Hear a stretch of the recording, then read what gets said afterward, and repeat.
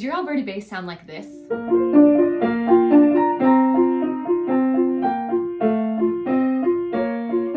But you want it to sound like this?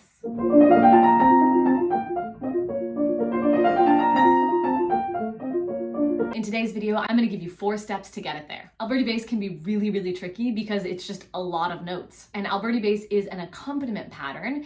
It's never the melody. And so we always want Alberti bass to be soft and beautiful and light, but in the background as the secondary character to the melody that shines above the Alberti bass. I've seen a lot of issues with Alberti bass. And so make sure you stay tuned for the entire video because I'm gonna give you 4 steps on how to make your Alberti bass sound shimmery and sparkly and musical. I'm also going to be giving you a bonus step in this video. And so you're gonna wanna make sure that you stick around until the end so you get all 4 steps plus that bonus step. And I'm also going to tell you the most common mistakes that I see adult piano players make with Alberti bass and how to avoid those mistakes. Let's dive in. All right, so the very first step is to be very detail oriented. It's really important that in the very first step, you practice very slowly and you decide on your fingering and you write your fingering in and you commit to consistency. When you do that, you lay a very solid foundation that allows for growth from that stage. And I often see people rush through because they know that Alberti bass has to go fast eventually, and so they skip those foundational steps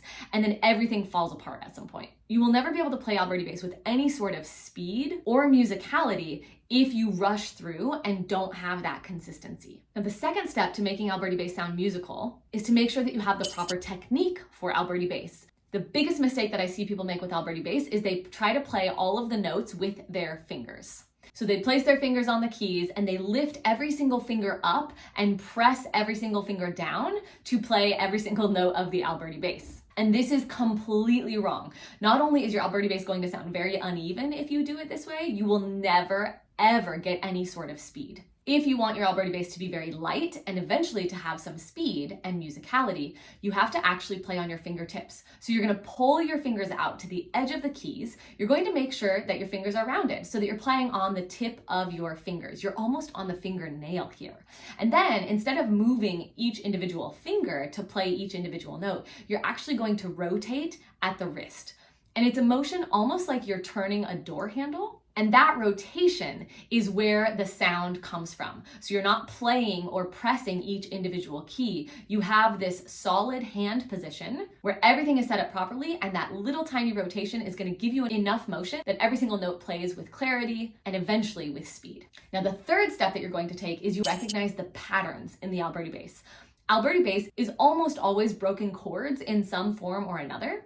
And especially if you have long periods of Alberti bass, like several beats in a row or several measures in a row, anytime there's a note that changes in the Alberti bass, it's changing the chord pattern. And so I want you to move beyond thinking about individual notes and block things together. For example, in this Haydn sonata in E flat major, I could read every single individual note and I could look at this Alberti bass and I could say, okay, that's a B flat, that's an F, that's a D, that's an F. But as long as I'm thinking about individual notes, my brain is never going to be able to process the notes that I'm seeing fast enough to be able to play them with any sort of speed, let alone any sort of musicality. However, when I start to observe that these 3 notes make up a B flat major chord, and that I'm repeating that B flat major chord several times in a row until the chord changes, then it becomes less about individual notes and it becomes more about a blocked pattern or a chord. Now, it doesn't matter if you're not comfortable with chords or you don't really know much about chords. You can still look for the patterns in the Alberti bass and just recognize the changes by patterns and by grouping the notes so that you're not thinking about individual notes. All right, I'm gonna give you the bonus step before I give you step 4. So the bonus step is that you need to count out loud. When you are doing Alberti bass, you have to count because that's how you're going to choreograph the hands to play together. One of the biggest mistakes that I see people make is they just simply look at the notes and how they line up and they don't count it. And when you approach Alberti bass this way, or really any fast passage in your music, what eventually will happen is you won't be able to get any sort of speed because you're always playing vertically. You always have to be checking with your eyes to make sure that the notes are lining up. And as long as your brain is focused on that, on double checking that the notes are lining up, you will never be able to play with musicality and speed. You have to count it because counting gives your brain the the information it needs to choreograph the hands together. It tells your hands when and where they need to be at exactly what time. And if you count from the very beginning, that speed is going to be so much easier later. Now, the fourth step is to use revolutionary practice methods. And these are going to be really helpful for getting the Alberti bass more into your muscle memory and for being able to coordinate it with the other hand and for being able to make it sound sparkly and musical.